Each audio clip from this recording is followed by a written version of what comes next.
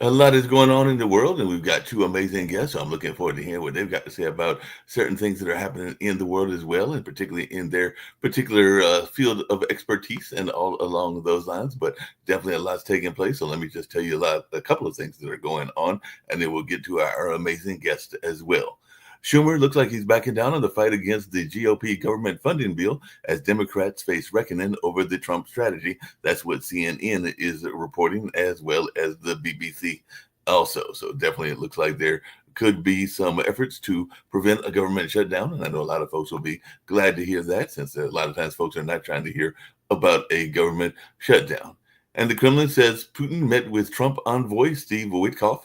So some people, like on the CNN report, are saying that Putin is stalling on the U.S. plan for Ukraine. Looks like a attempt to play Trump, but we'll see if that's the case or not the case. But definitely Putin is suggesting that the U.S. ceasefire ID for Ukraine needs serious reworking. So he's definitely saying that he would like to see some reworking in that space and all along those lines. A second federal judge has ordered a temporary reinstatement of thousands of probationary employees fired by the Trump administration, and Hamas has agreed to release one American hostage and return four other bodies. So we've got a lot going on in the world in that sense as well. So there's a lot going on internationally and, of course, here in the U.S. as well. So there are a number of things that are taking place in the world, and of course, we're trying to keep track of those here on Pod TV and all along those lines. China hits out at threats of force on Iran as Trump pushes for a new nuclear deal. So Iranian officials are talking nuclear program with Chinese and Russian counterparts, I should say. And definitely we'll see how this goes and how these negotiations go also. And the Pope had a restful night at Rome's Gemelli Hospital. So Catholics around the globe are heeding Francis' call to pray for me. So definitely he's asking for those prayers, and it sounds like people are sending him those prayers as well. And Armenia and Azerbaijan agree to a peace treaty after nearly 4 decades of war. So it looks like they are getting ready to end a decades-long conflict in that sense. So that's definitely something that's going on in the world as well. And Russia says it has recaptured key Kursk region town, as Trump says peace is up to Russia now. So it looks like there's still these conversations around ceasefires, both in the Middle East and in the area of Russia and Ukraine as well. And a YouTuber was stabbed to death as she live streamed on a Tokyo street. So that's something that folks are talking about in terms of social media and all along those lines. And Germany has reached a deal to spend big on defense, climate, and more. Merz said to reach a tentative deal with the Greens on German debt. So that's something that's going on in the European theater. And U.S. and Israel want to displace Palestinians from Gaza to East Africa, according to a report on Al Jazeera English. And Somaliland foreign ministers says no talks with anyone regarding resettlement of Palestinians. So definitely it looks like some people are trying to figure out what's going on in that space as well.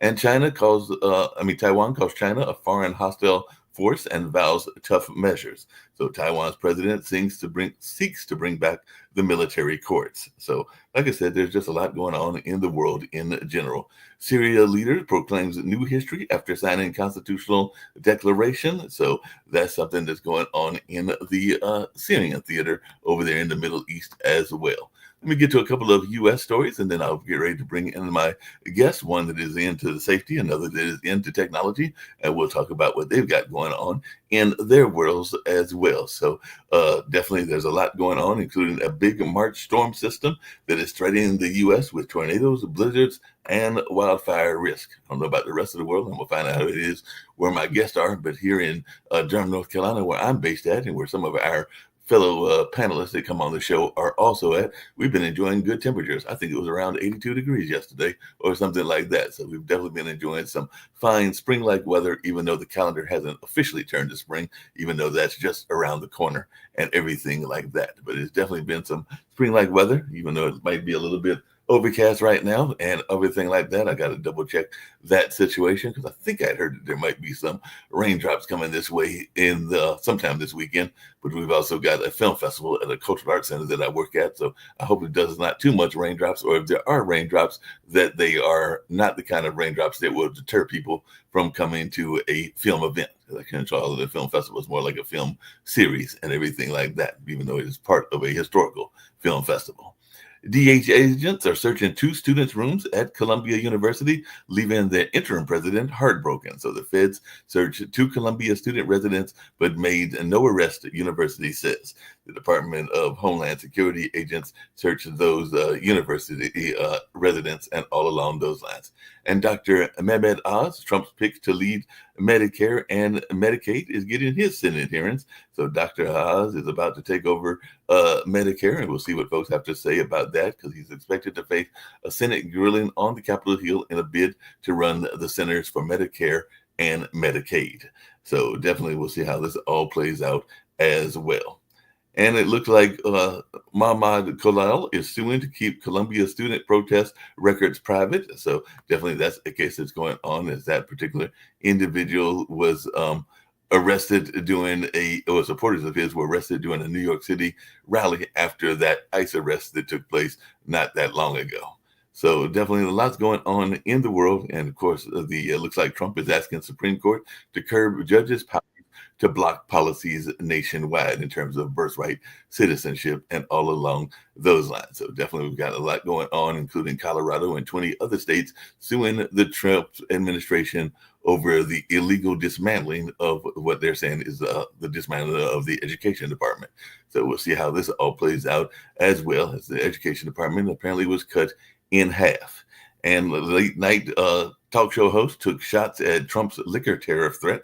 So definitely President Trump defended his tariffs against allies and threatens more amid volatility in the market. So there's a lot going on in the market as well. So definitely we'll see how this all plays out.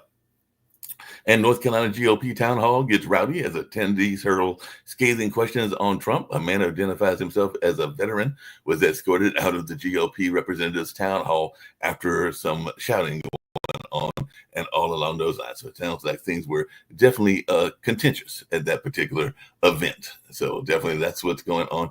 A lot of things are going on, even though I don't see as much this time around, in the safety space and all along those lines. As a matter of fact, there is a article out there about how a man used a printer paper and hand sanitizer to escape an alleged 20 years of captivity by his stepmother. So the community reacts with shock over the man allegedly who was held captive for 20 years and all in that space. So that was, I believe, in the Boston area. So definitely we'll see how this all plays out and all along those lines. But like I said, I've got some great guests. I'm going to bring my guests into the picture, see what they've got going on in their world and all along those lines. So I've also got one of my regular panelists, but I think I'll start off with safety. But I also want to get to Alan as well, because I know Rick's very much into his topic and everything. But it's good to have you on, Stephanie Mann. I know that you were one of the founders, I believe, if I read correctly, of Neighborhood Watch. And I know a lot of people are into Neighborhood Watch and all along those lines. We've had some Neighborhood Watch activities here in Durham, North Carolina. And I did not realize, even though there's all this talk about the cost of safety, that there is $2 trillion that is spent in terms of us trying to keep our nation safe. And you've written a book about everything from school safety to just how we can have safe neighborhoods to a number of other things like that. So as I was reading up on you and all along those lines, I'm going like, wait a minute, I know that these are very difficult times. My brother actually does work with at-risk youth. He's been doing that for several years. So I do know about the gang problem that exists and all along those lines. We've even got that here in the Carolinas and everything like that. So I just wanted your take on what we can do about safety and just your own work. So if you'll share a little bit about what you've got going on in terms of trying to make sure that we have safe neighborhoods. Well, good morning, Mark. Thank you for inviting me. I'm happy to be here. You know, going back with Neighborhood Watch, that started a long time ago. I've been in this business for quite a few years. And here's the original book that we wrote. It's called Alternative to Fear, Guidelines for Safer Neighborhoods. And it's how one community of 17,000 people had a crime wave. And we reduced our own crime rate without a police department within 2.5 years. We cut it in half. And the way that we did that was we got neighbors organized, pulling their neighborhoods together, because most of our crime believe it or not, are by children or young people under 22 or 25 years old. Mm. So we sent out the message that we weren't going to tolerate crime anymore. And we even put on a presentation down at the high school so that people and the students understood that the neighbors were on the lookout. And if you are burglarizing territory in a neighborhood, that you would be penalized. So that's how I got started.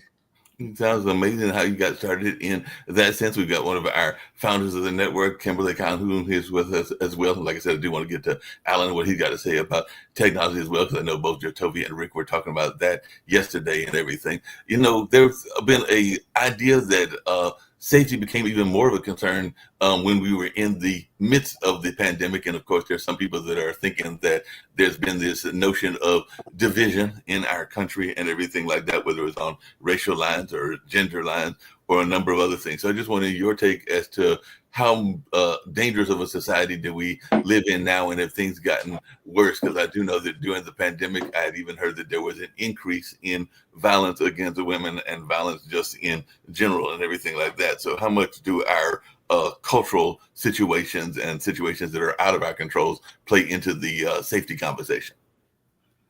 Well, you know, right now we have a really big problem, and it's called social isolation.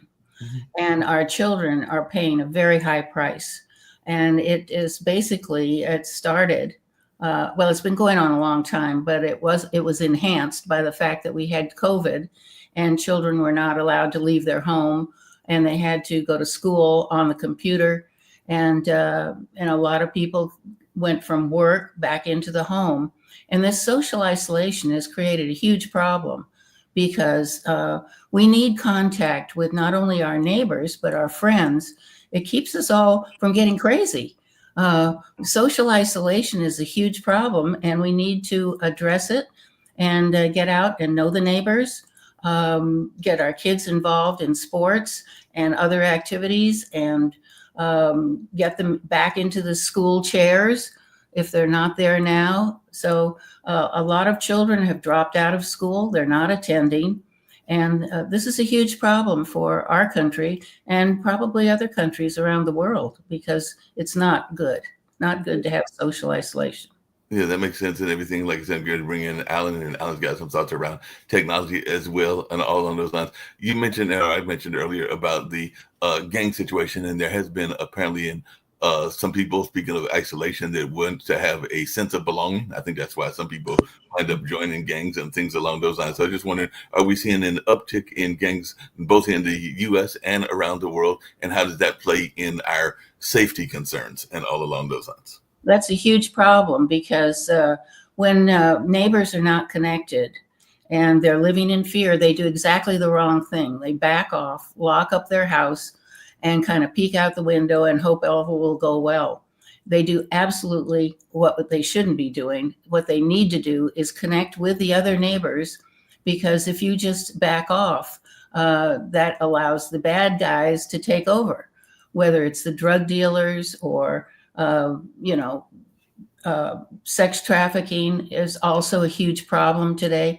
So we need to get better connected with each other and start talking about how important it is for neighbors to know each other. This is a very big problem, and it can be solved.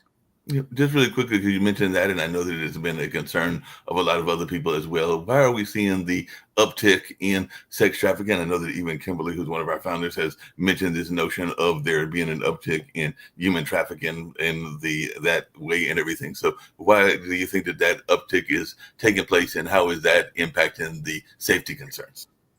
Well, we are the biggest consumers of porn in the United States. And porn leads to, it's progressive for some people. They get addicted to it. And then they start trafficking.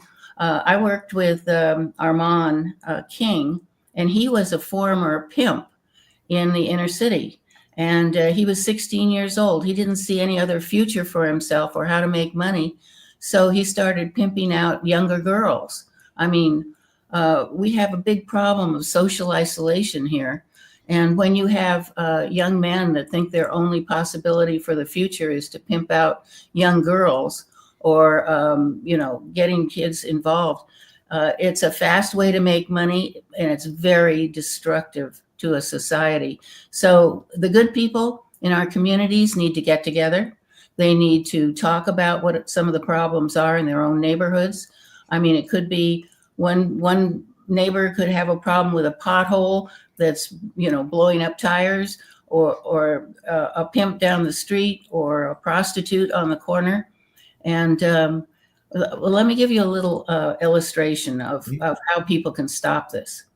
When I was in our office in California, I'm a Californian, and anyway, a woman came in and she was irate. She wanted to know, the police had decided to put a fence all the way around Davis Park, which was a whole block. And she said, I want my children to play in this park, but it's been taken over by drug dealers.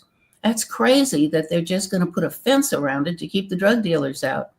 So we talked her into getting involved with her neighbors and getting the neighbors to sit out on the park benches, start taking down driver's license numbers, watering the grass, taking down descriptions, time of day. And we started turning that information over to the police, because the police can't do anything without information. So they got enough information that within 3.5 months, the neighbors had cleaned up the park. So they went back to city council and said, you were going to use a lot of money to put a fence around Davis Park. And she said, we want that money to be used for new park benches and swing sets for the kids. And their request was granted. Mm-hmm. That's about we the people taking responsibility for our own neighborhood safety and getting involved and making sure that the area around us is safe. Anybody can do that. And on our website, safekidsnow.com, we have a download that anybody can download for free. And it tells you exactly how to take charge of your own neighborhood safety.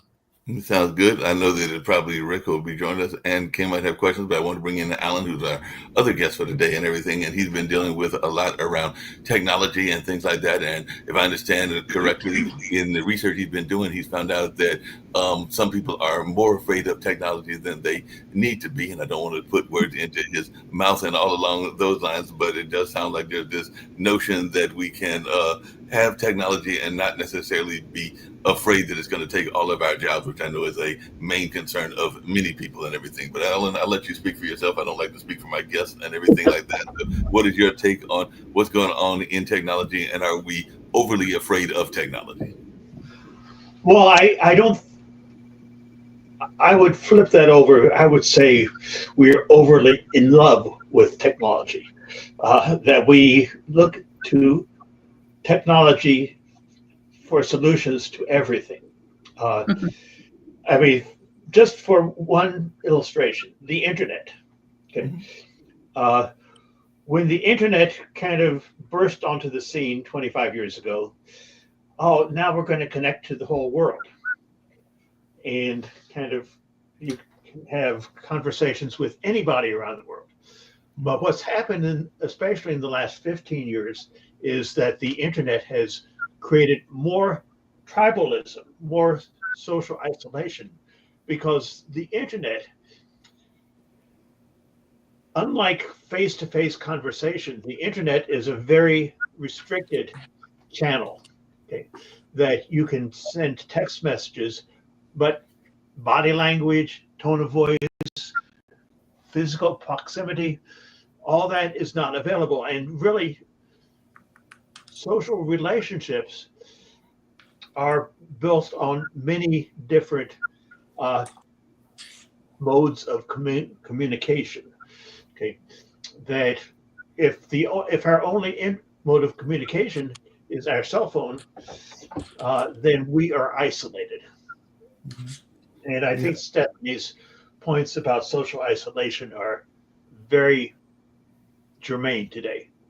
Yeah, that makes a lot of sense and everything. I know that Kimberly was one of the, I don't want to say exactly because I don't understand everything she did, but she was involved in some of the digital world with, I think, IBM and some of the other technology firms and everything like that. But she has had some concerns as well. And I know that she's been an advocate of safety, particularly safety with women. I think she's one of the people that told me that High Point has got some of the best record in terms of the way that they treat domestic violence and all along those lines. But just Kimberly, if you wanted to, as one of the founders, address these issues around technology and also safety, because these are two issues that I know you're very passionate about and have some involvement with. Right. And as you know, I'm reporting live here in Houston, Texas at CERAWeek by S&P Global, where all the world leaders gather once a year to discuss oil, gas, and energy. I kind of am not in the meetings right now, but the meetings kind of go from 7 a.m. in the morning until 9 p.m. at night. They do feed you well, but you're under the dome for 5 days. It's long, it's exhausting. But it's been very interesting this year as well, because one of the most used words in all of the rooms. Now, when I say world leaders, I mean royalty, delegates from around the world, presidents, governors, ambassadors. I got to sit with one of my favorite ambassadors last night. I haven't seen her in a while, but anyway, and they talk about trades and tariffs is a big word this year, but things have been calm for a couple of years, and the disturbances and the disruptions have been, engineering technology, changing technology. Right now, the disturbance is trade wars and tariffs. And everyone seems to be walking on glass at this conference because we try not to, it's not really meant to be political talks when these leaders get together, but it has been the most used word is uncertainty. Mm-hmm. In every room, you can probably count the use of that word 100 times. It's disturbing to me because I think things could have been managed slightly better rather than a swing blade, terrorizing the world with bully tactics for negotiations. And I think because I am so upfront and honest about these things, and an American that has been coming to this conference for 10 years, then people kind of loosen up a little bit and talk about it too.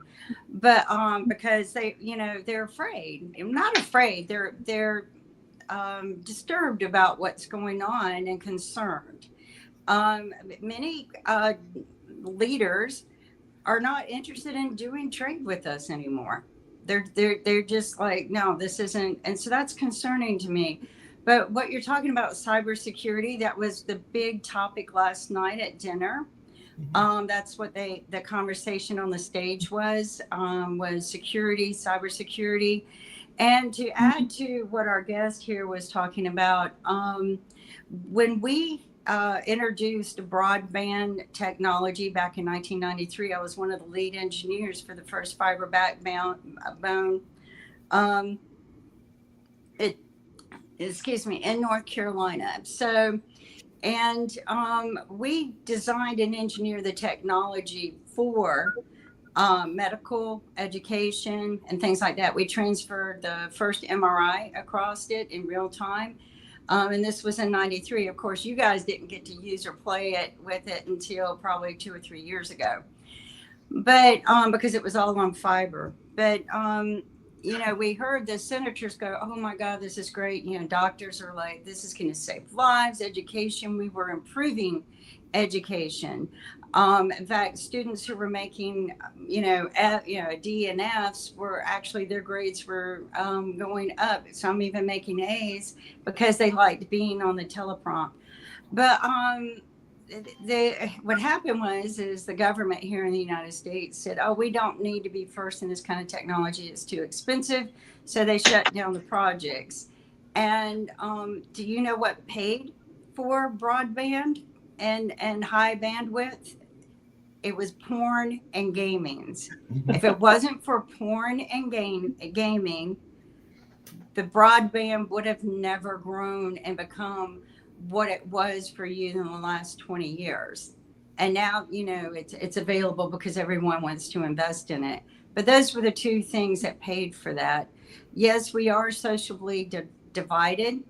We're socially isolated. I think that was intentional. The divide is going to kill our country. We're spiraling out of control as it is, and it's going to get worse. It's not going to get better. My advice is take a look at your own personal life right now and ask yourself, how long can I survive when the country crashes? Because it's just, we're too divided to even pull this together and pull out and get everybody into a safer place, or even the country.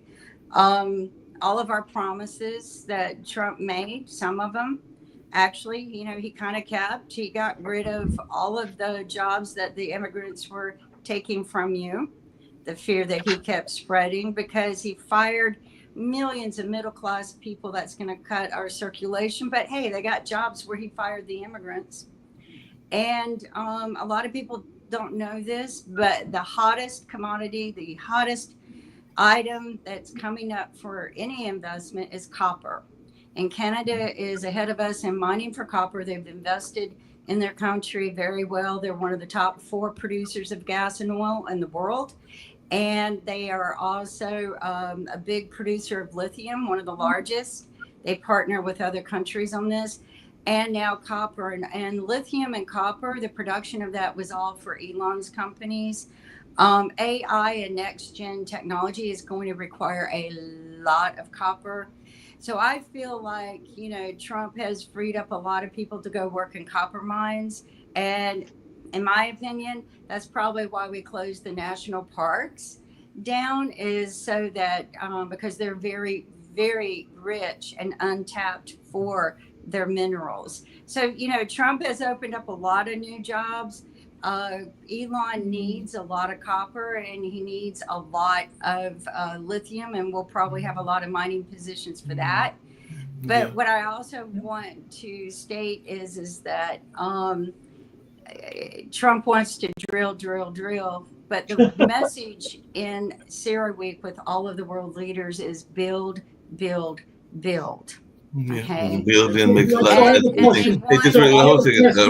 Hold on. I have a question for Stephanie. A little bit better. Let me get a question in here. Go You've ahead. got a question for Stephanie.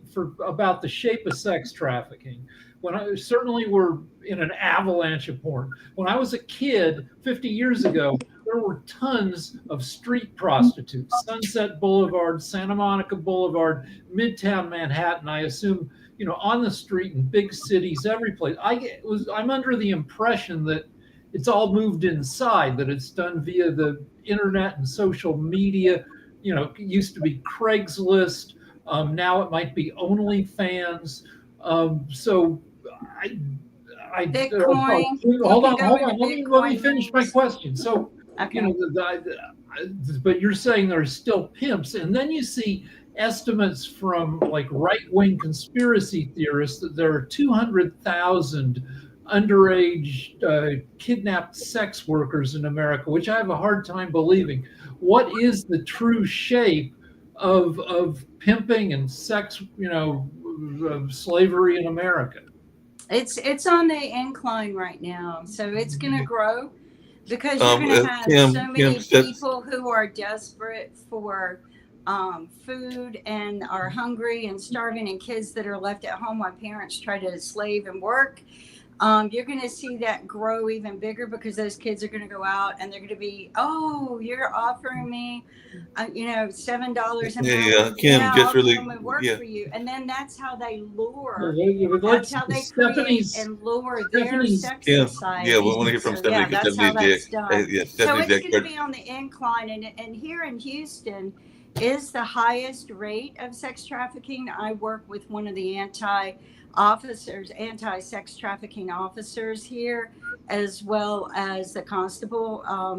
And they rescue a lot. But Houston, Texas is one of the highest in the country for human sex trafficking. But it's going to be on the up, because the predators, their cesspool are children in poverty, and that's where they go get them.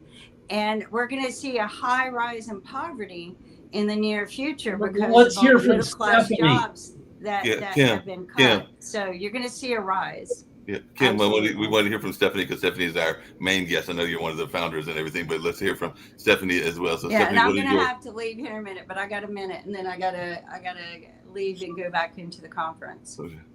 Well, I'm here in Las Vegas, and we have between 10,000 and 31,000 sex workers coming into Las Vegas on any given weekend, depending on the events that are here.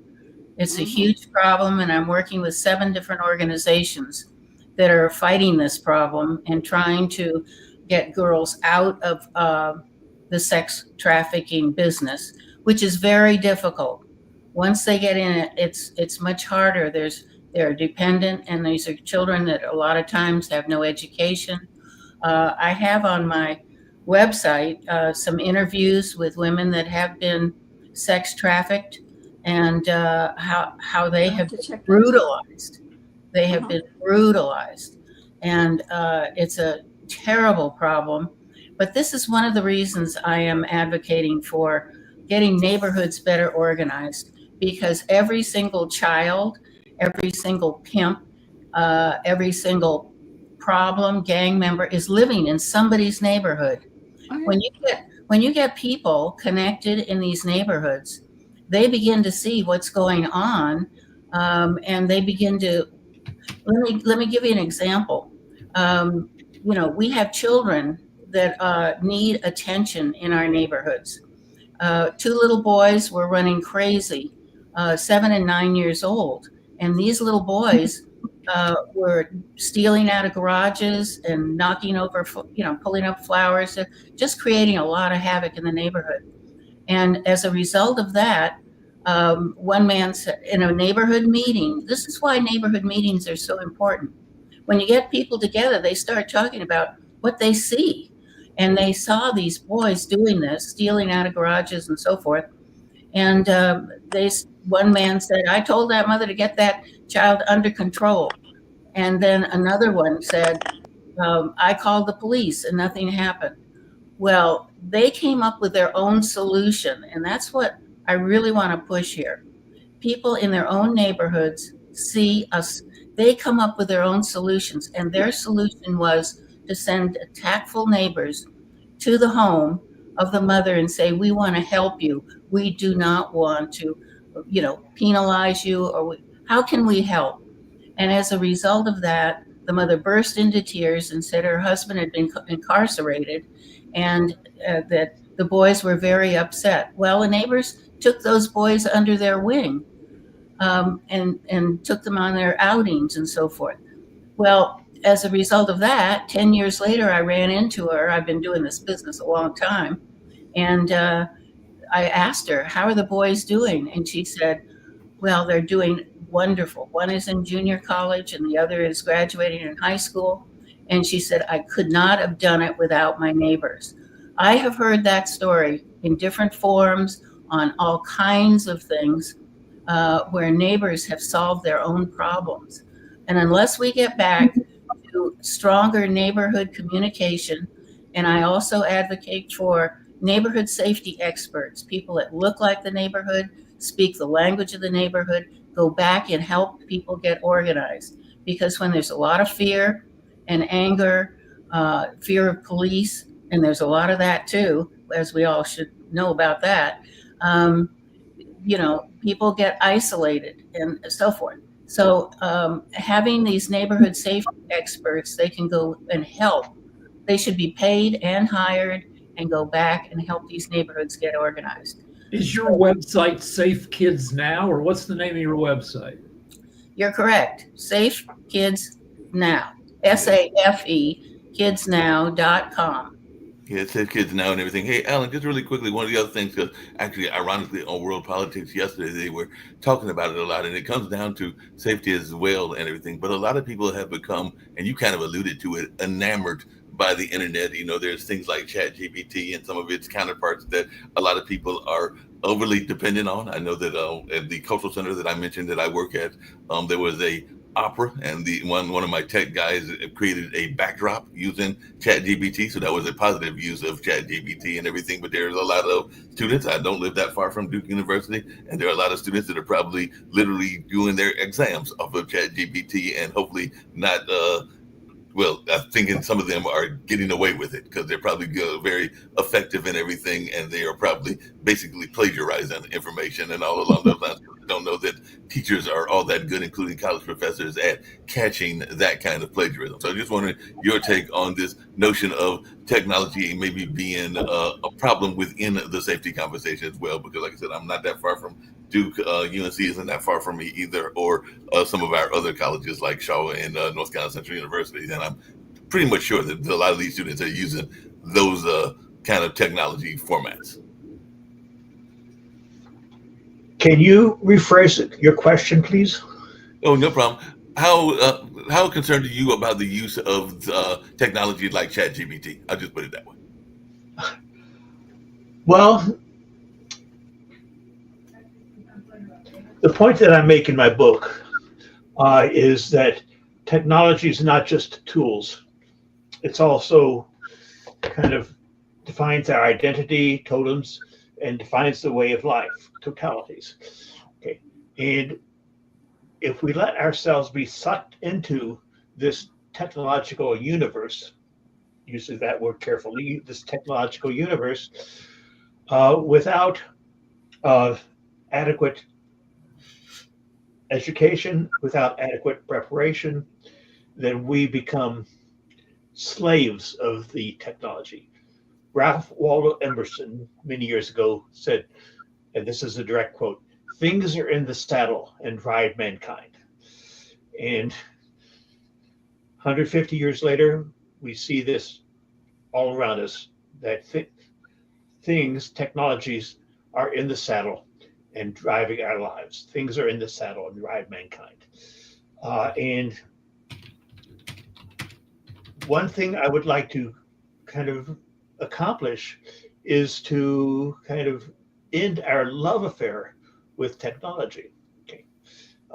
Because we're so enamored, I choose my words carefully, we're so enamored with technology that we fail to see all of its negatives. Yeah. What do you see some of those negatives? Hold on, Mark, this is for you, this is for our guest, this is for Sasha. I wrote for TV for a long time, and I used to get really fat residual checks. And lately, I've gotten hundreds of checks for 4 cents and 5 cents. And these are for streaming. And I feel like I did fine. But I feel like people who are working in TV right now, if everybody is getting checks of 4 cents because it's on streaming, then everybody is suffering. And I'm going to an AI summit tomorrow where we're discussing the impact of AI on TV and movies, and you can see it every place. Mark, it would impact you because you do voiceover. I see a ton of ads on TV now where it's not even a human voice, it's an AI voice because it's cheaper. And I feel like in LA, tons of people are out of work because AI is invading, and people are, when they do make money, it's like a nickel. Yeah. And I think that is a problem. Alan, would that be one of the troubles that you are seeing? Because that is a fear, and I kind of alluded to it, that people are afraid that, if you go to a restaurant, eventually and I think Kim alluded to it when she was here earlier, that you'll see the AI robot or the AI waiter, and you won't see as much of the human interaction and everything like that. So is that one of those troubles that you see as a possibility? That's an example, yes. I mean, again, human beings are very unique creatures. We've been on the earth for a few million years, but human interaction, kind of picking up on Stephanie's point about social isolation, human interaction is a precious thing. And Yes. when we replace human interaction with our cell phones, then we lose something. Technology leaves us poorer. So, kind of, we have to really have a critical perspective on technology. That yes, it does some good things, but the balance between the good and the bad has never been really evaluated. Hey, Alan, the flip side of that, just really quickly, is I've heard, because I've got some friends that do various conferences and everything, and they will quickly point out that we are in this technology age where everything is at our disposal. I mean, who among us hasn't heard that term of going to Google Universe or University if you want to get something done quickly or all along those lines? So I just wanted your take on that notion that while it has got some drawbacks, that it's also got some positive attributes, because a lot of people will tell you that they don't know anything about plumbing, and they don't know anything about fixing their car or anything, but if they need to get that information, they can find it quickly on Google or Bing or one of the other platforms. So Okay, Rick is raising his hand. Rick, you want to say something? I just want to go back to voiceover for a second, because voiceover, Mark, you've gotten voiceover jobs, and voiceover pays $40 to $60 an hour. So somebody might make, for doing a VO for a commercial, you might make $250. I just went to AI voiceover to see how cheap it was, and I just found like a whole page of AI voiceover for free. So that has to be devastating a whole bunch of performers. And then when our guest is talking about, in the saddle, we've got a huge problem coming up, because AI is still stupider than we are. But it won't always be, and we will, at some point, unaugmented humans will not be the alpha thinkers on the planet. That'll go to the people who really know how to use AI well, and eventually to AI itself. And I don't know how to avoid that problem. I like to say that AI stands for artificial ignorance. mhm. Well, you have various experts in the field talking about when AI will achieve AGI, artificial general intelligence. It's not here yet, but some people are saying it could be here as soon as 2 years from now. And I think everybody in AI thinks it'll be here within 10 or 15 years. And, we have a 10,000 year history of human society, and AI there's a risk that it will be disrupted, that the normal form of human existence will be just like have its ass kicked by AGI, and then a couple of years later by what they call ASI, which is artificial superintelligence. And I've heard that theory as well, Alan, that eventually we will be a society of vacation folks, because the main jobs will be done by computers and all along those lines. It's not a kind of environment that I want to live in and everything, but I do know that that's kind of like the science fiction, maybe becoming modern fiction kind of attitude. And while it may sound good to live in a utopian environment where you're on a permanent vacation and everything like that, that sounds scary to me as well and everything. But I've heard some people theorize that we could be heading toward that. So Alan, what's your take on that notion that we could be heading toward this kind of utopian existence where we don't have to worry about work or anything like that, because the computers are doing the majority of the work? Okay, who operates the computers? Right.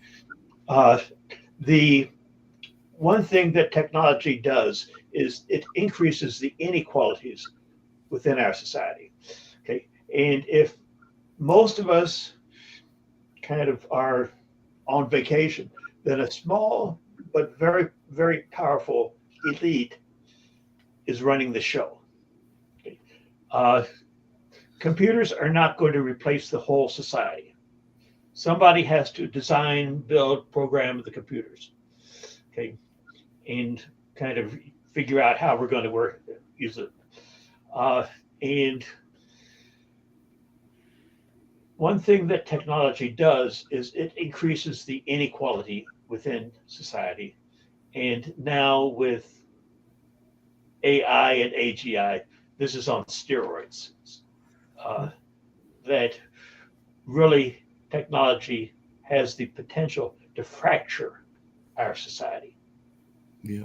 Hey, Sasha, just really quickly, what's your take on that and everything? And actually, I want to ask you, Toby, the same thing because I think he just joined us as well. Because I know a lot of people have been talking about this notion of the elite, the oligarchs in those. And I saw a video recently that showed that at the Trump administration, there was a lot of those technocrats that they were at the front of the um, inauguration, and they were definitely supporters of him. And you even mentioned this notion of Elon Musk and the power that he has in the administration. So, are you concerned that maybe we've got a series of technocrats that are really running the country and everything like that? Because I know that you've talked about this before, as has Jacoby. But what is your take on technocrats being in control?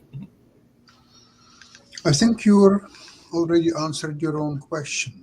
Yes, U.S. is run by oligarchs. I mean, in past there were uh, so-called oligarchs or just very wealthy people like Rockefeller and others who were close to U.S. government, but they were never part of it, and they never really run things. They could articulate what they'd like to see happening, but they were not doing that themselves. Now, this time is different. Not only they are very vocal in what they'd like to do, but they're actually doing that themselves. And this is absolutely incredible situation, never seen before. And I think American people in about year and a half time will have their voices heard, whether they really like it or not. So far, the performance of new administration is dismal. It's horrible. Let's put it this way. You can hope that it will improve, it may change, it may do anything, but that's what's in the future and it's very uncertain.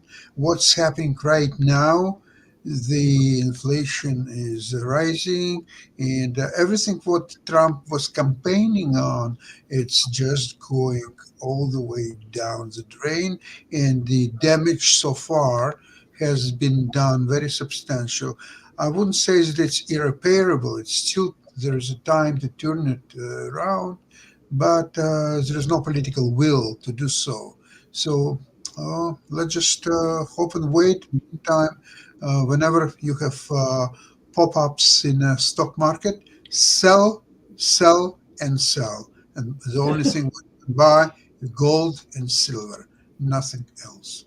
Yeah, it's definitely a lot of I'm those very things glad like you this. brought up Elon Musk because he's kind of the personification of many of these issues, and the fact the way that he is taking a chainsaw to the federal government is kind of a good illustration.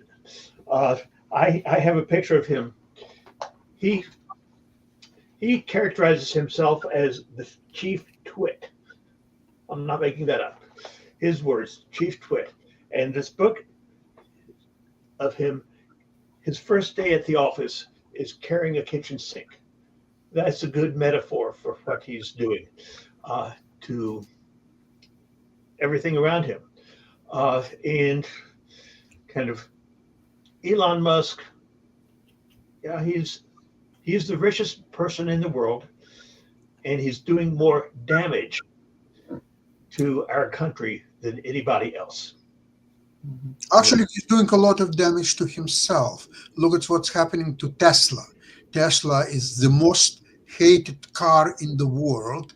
For example, in Canada, where I live, all sales of Tesla has been terminated. People are in lines to sell their used Tesla cars at any price, and not because they're bad cars, they're not, but they feel sorry to driving Tesla, and a lot of stickers now that sorry, I bought this Tesla before Trump was elected.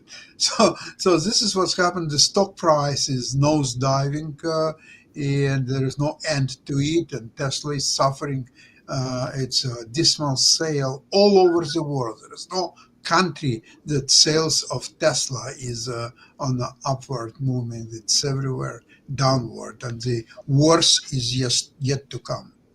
So I have a question for Stephanie. Like, I live in LA, which is one of the least neighborly cities in the country because we're all cooped up in our cars, many of them Teslas. So what are the first steps to reaching out to your neighbors? Do you just walk next door and ring a doorbell and say, Well, I'm glad you asked because, I think it's a very important topic, especially when we have a lot of children that are coming up in the world, and we need to socialize them. So it's not that difficult. Matter of fact, you could go to your neighbors or get a friend that go with you and ask 3 questions. Have you been a victim? What's your biggest concern in our neighborhood? And will you help? So, okay, get your 2 answers, and that'll start a conversation with your neighbor. And then if they say they will help, write down their phone number, and anybody else that says they will help, get them together and plan something. Maybe it's just a get together.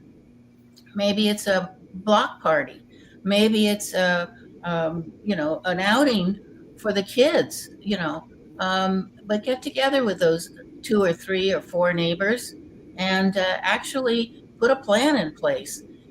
This is what people used to do. Matter of fact, when the pioneers came across the desert, and they had the Indians to fight, what did they do? How'd they protect themselves? They circled the wagons. So that's what we have to do in our country, is circle the wagons, because, the police cannot protect you. The national average is 2.0 police officers for every 1,000 citizens. So if you want to stay safe, and you want your families to stay safe, your grandchildren to stay safe, you've got to talk to them about circling the wagons in their own neighborhood. And it's not that difficult. Hey, That's really a perfect metaphor. Yeah. That's really a wonderful idea, circling the wagons. Yeah. Circling the wagons is a wonderful metaphor, but you mentioned it earlier because you talked about the issue with the police and everything. So how do you get past the issue of trust? Because even during the pandemic, that became one of the issues, was that people don't necessarily trust their neighbors or don't feel comfortable around their neighbors, which is what I think kind of what Rick was alluding to. So how do we get past this notion of building trust and everything? Because I know that I definitely know both of my neighbors here in the apartment complex that I live, but a lot of people don't even know the people that live right next to them or trust the people that live right next to them as well. So how do you deal with this whole notion of building trust? Okay, the way you build trust is you get to know the neighbors, you talk to them, and when you have this cohesive group of trust right there in the neighborhood, then you say, why don't we invite a police officer in to talk to our group? And a lot of times there is somebody available in your local police department that will come out and be happy to, improve relationships. But that's also why I recommend neighborhood safety experts that are hired and paid, because there is a lot of animosity toward the police department. And I was one of those people that went into neighborhoods, and sometimes it took 3 meetings before they would even tolerate having a police officer come, because there was so much animosity toward the police. So it's building trust back into the community. If you don't build trust back into the community, your children are going to pay a very big price. Your grandchildren are going to pay a very big price. Stephanie, how important do you think it is for the police to live in their neighborhood? Because I know that even here in this area where I'm at, that's something that they've been trying to do, because there was a time that police literally lived in the communities that they patrolled. And I don't know if that's necessarily the case now and everything. So how important do you think it is for the police to live in the areas that they are patrolling? Well, that's definitely helpful. But, a lot of people, especially in low-income neighborhoods, don't have any protection whatsoever of a police officer living in the neighborhood. So we have to build that trust back. And it used to be that way. This is not rocket science. And when we start putting these people back together again, you're going to find great rewards in that because, we the people are the ones that are going to solve the problems, not government. If we're waiting for politicians to fix us, it's not going to happen. LA is very under-policed. We have 1/4 as many police officers per capita as New York City. So we've learned not to be like, if you have a home break-in and it's already over, it's going to take hours for the police to show up. That's why prevention is so important, because you don't have the police to come in and make their reports. It used to, response time used to be a matter of minutes.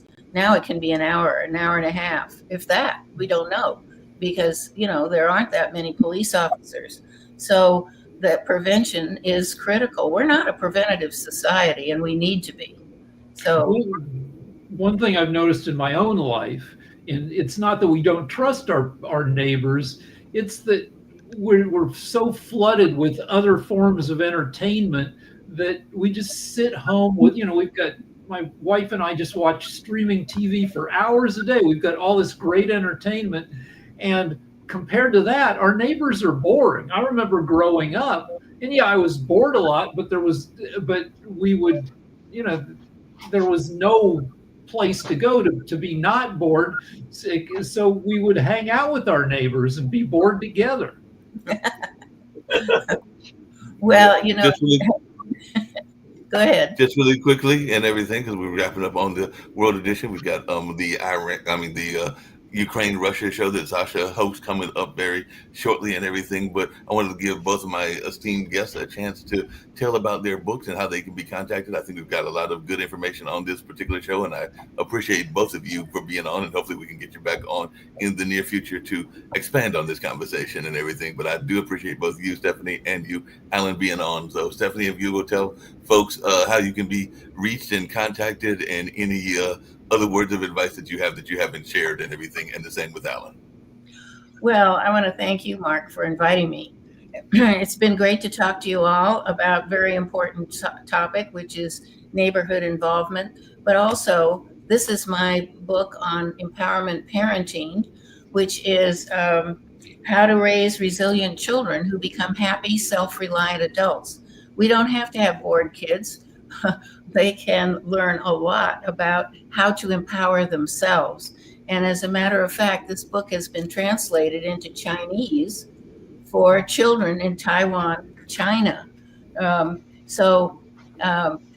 We can empower our families, empower our neighbors. I don't think there's anything more important. And if we're sitting behind the TV and just saying, and looking at our television saying, ain't it awful? That's not good enough. We have to get involved. You have to inspire other people to get involved, because if we don't, our country will go down the drain. And it's a spiritual problem too. We have a good and evil that are at each other. So we have got to take on the good part and start to bond our communities back together.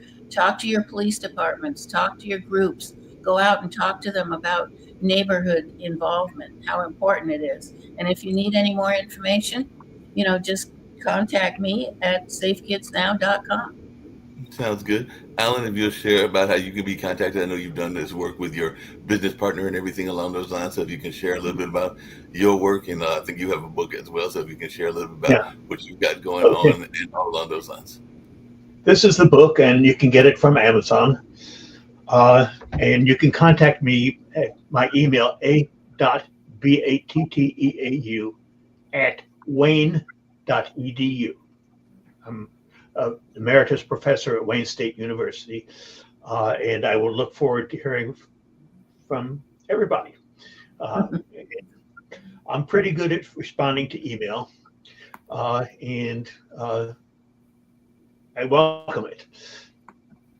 Sounds good. You're definitely good at responding to email and everything. As we get ready to get out of here, like I said, I've got the Ukraine-Russia show coming up very shortly and everything. And of course, they'll be talking about that conflict and all along those lines. But any last-minute thoughts that you want to leave with, and that's for you as well, Rick. So any last-minute thoughts as I get Sasha started and everything. So any last minute thoughts that you want to share? So I'll start with you, Stephanie. Any last minute thoughts that you want to share that you haven't brought up already? And then the I've got a last minute. Get a dog.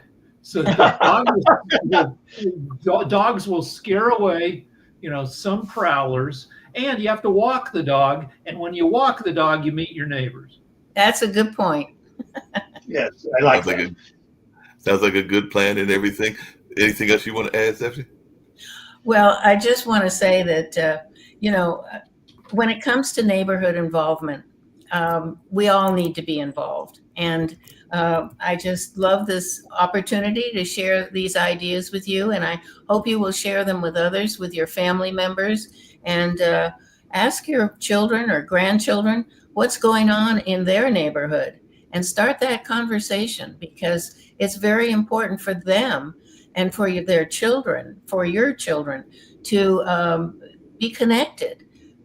This fact that we are so disconnected from each other is a very negative thing going on here. So we've got to change it. And we're the ones that can do it.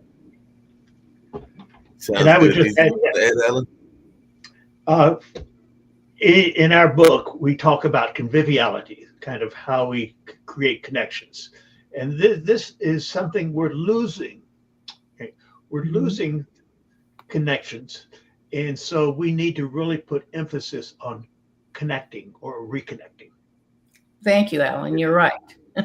I appreciate all of you, and we're going to get on out of here. Like I said, I hope to have all of you. I got no risk, so he'll be here, but I hope to have both of you back on as guests at some point as well. But I really enjoyed our conversation, and I'll see y'all on the flip side, and hopefully we'll get you back on this show as well as some others. But I do appreciate your insights and all along those lines. So thank you for being amazing guests. Thank you, Mark. No problem. Thank you, Mark.